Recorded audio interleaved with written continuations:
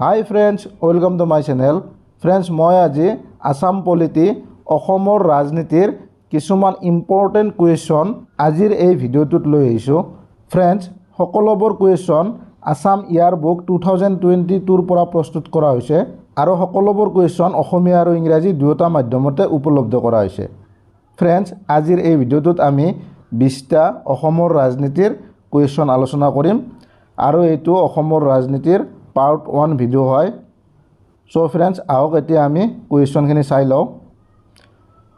ইয়াতে 1 নম্বৰ কুৱেশ্যনটো দিয়া আছে, the source of maximum income to panchayati raj institution is. ইয়াতে অসমীয়াত চাই ল'ব, পঞ্চায়তী ৰাজ প্ৰতিষ্ঠানলৈ সৰ্বোচ্চ আয়ৰ উৎস হ'ল।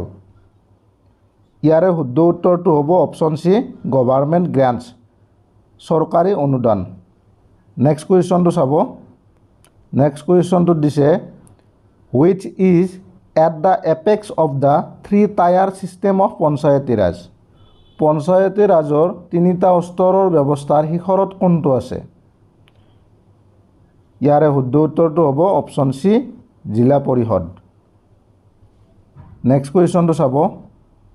নেক্সট কুৱেশ্যনটোত দিছে, which one of the following amendments of the constitution of India deals with the issue of strengthening of the Panchayati Raj. ভাৰতীয় সংবিধানৰ তলত উল্লেখ কৰা সংশোধনীসমূহৰ ভিতৰত কোনটো সংশোধনী পঞ্চায়তী ৰাজ শক্তিশালী কৰাৰ বিষয়টো আলোচনা কৰা হৈছে? ইয়াৰে শুদ্ধ উত্তৰটো হ'ব অপশ্যন চি, 73rd। গ অপশ্যনটো হ'ব 73 নং। নেক্সট কুৱেশ্যনটো চাব। 4 নম্বৰটোত দিছে, the list of items which may be entrusted to the panchayats is given in the. কি কৈছে? পঞ্চায়তসমূহক অৰ্পণ কৰিব পৰা বস্তুসমূহৰ তালিকা দিয়া হৈছে। ইয়াৰে শুদ্ধ উত্তৰটো হ'ব অপশ্যন এ, 11 শিডিউল, 11 অনুসূচী। নেক্সট কুৱেশ্যনটো চাব। 5 নম্বৰটোত দিছে, in which of the following states was the Panchayati Raj first introduced. কি কৈছে? তলৰ কোনখন ৰাজ্যত প্ৰথমে পঞ্চায়তী ৰাজ প্ৰৱৰ্তন কৰা হৈছিল? ইয়াৰে শুদ্ধ উত্তৰটো হ'ব অপশ্যন এ, ৰাজস্থান।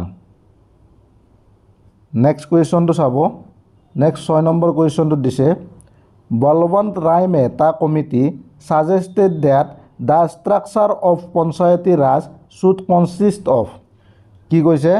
বলৱন্ত ৰায় মেহতা কমিটিয়ে পৰামৰ্শ দিয়ে যে পঞ্চায়তী ৰাজৰ গাঁথনিত এনেধৰণৰ হ'ব লাগে।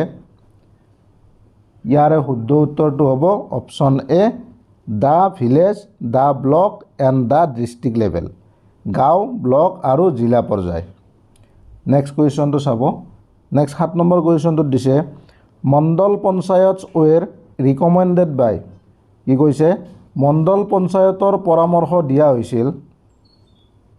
ইয়াৰে শুদ্ধ উত্তৰটো হ'ব option C, Ashok Mehta committee, Ashok Mehta committee. Next কুৱেশ্যনটো চাব। নেক্সট 8 নম্বৰ কুৱেশ্যনটোত দিছে, the Panchayati Raj system was adopted to. কি কৈছে? পঞ্চায়তী ৰাজ ব্যৱস্থা গ্ৰহণ কৰা হৈছিল যাতে। ইয়াৰে শুদ্ধ উত্তৰটো হ'ব option B, decentralize the power of democracy, গণতন্ত্ৰৰ ক্ষমতা বিকেন্দ্ৰীকৰণ কৰা। নেক্সট কুৱেশ্যনটো চাব। নেক্সট 9 নম্বৰ কুৱেশ্যনটোত দিছে, Panchayati Raj was started in the country in.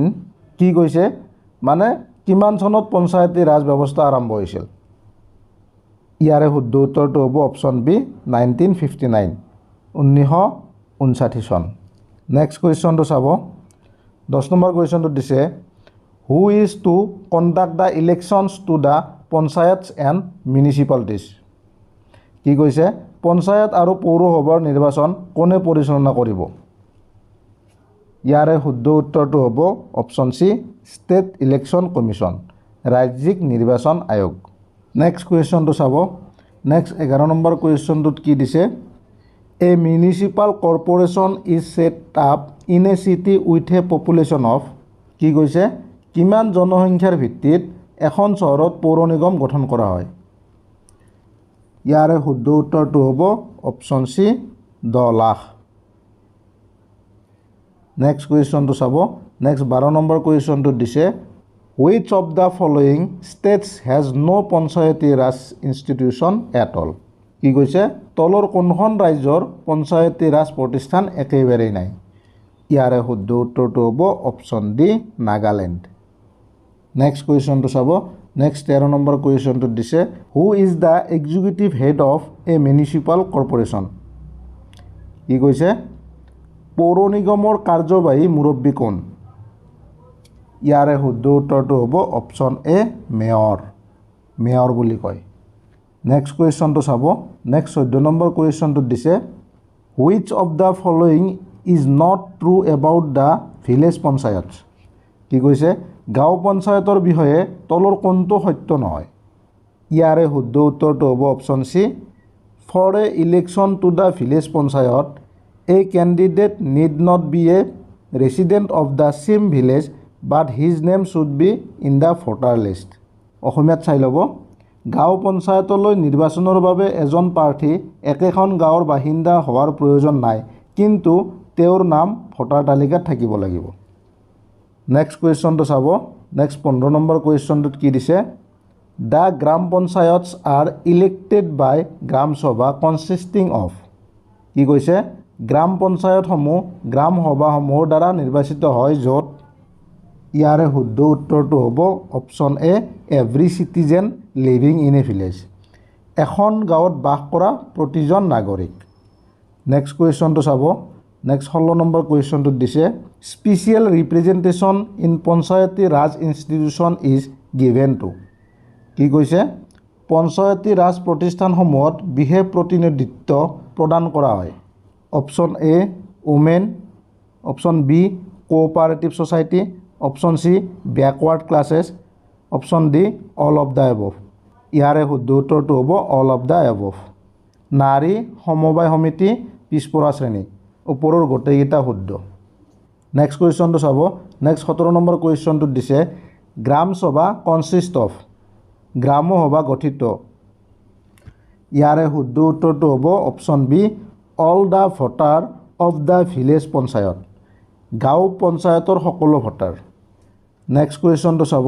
Next 18 নম্বৰ কুৱেশ্যনটোত দিছে the local self governing institution for a town with a population of 12,000 and above is known as? কি কৈছে 12,000 আৰু তাতকৈ অধিক জনসংখ্যাৰ এখন চহৰৰ বাবে স্থানীয় আত্মশাসিত প্ৰতিষ্ঠানটোক এনেদৰে জনা যায়? ইয়াৰে শুদ্ধ উত্তৰটো হ'ব অপশ্যন চি মিউনিচিপাল কমিটি পৌৰসভা সমিতি। নেক্সট কুৱেশ্যনটো চাব। নেক্সট 19 নম্বৰ কুৱেশ্যনটোত দিছে a person to be qualified for a standing in a panchayat election must have attain the age of? কি কৈছে পঞ্চায়ত নিৰ্বাচনত প্ৰতিদ্বন্দ্বিতা কৰাৰ যোগ্যতা অৰ্জন কৰিব পৰা ব্যক্তিৰ বয়স হ'ব লাগিব। ইয়াৰে শুদ্ধ উত্তৰটো হ'ব অপশ্যন এ 21 বছৰ। নেক্সট কুৱেশ্যনটো চাব। নেক্সট 20 নম্বৰ কুৱেশ্যনটোত কি দিছে the elections to panchayats are to be held? পঞ্চায়তৰ নিৰ্বাচন অনুষ্ঠিত হয়। ইয়াৰে শুদ্ধ উত্তৰটো হ'ব অপশ্যন বি এভৰি 5 ইয়াৰ্ছ প্ৰতি 5 বছৰৰ মূৰে মূৰে। চ' ফ্ৰেণ্ডছ আজিৰ এই ভিডিঅ'টোত আমি 20টা অসমৰ ৰাজনীতি আছাম পলিটিৰ কুৱেশ্যন আলোচনা কৰিলোঁ আৰু এইটো পাৰ্ট 1 ভিডিঅ' হয়। নেক্সট পাৰ্টত আমি আৰু কিছুমান আছাম পলিটিৰ কুৱেশ্যন আলোচনা কৰিম যিবোৰ কুৱেশ্যন আছাম ইয়াৰ বুক 2022ৰ পৰা প্ৰস্তুত কৰা হ'ব। ফ্ৰেণ্ডছ মোৰ চেনেলটোলৈ যদি নতুনকৈ আহিছে চেনেলটো ছাবস্ক্ৰাইব কৰিব আৰু বেল আইকনটো প্ৰেছ কৰি দিব আৰু যদি ভিডিঅ'টো চাই ভাল লাগিছে লাইক কৰিব, শ্বেয়াৰ কৰিব আৰু কমেণ্ট কৰিব। থ্যাংকছ ফৰ ৱাচিং।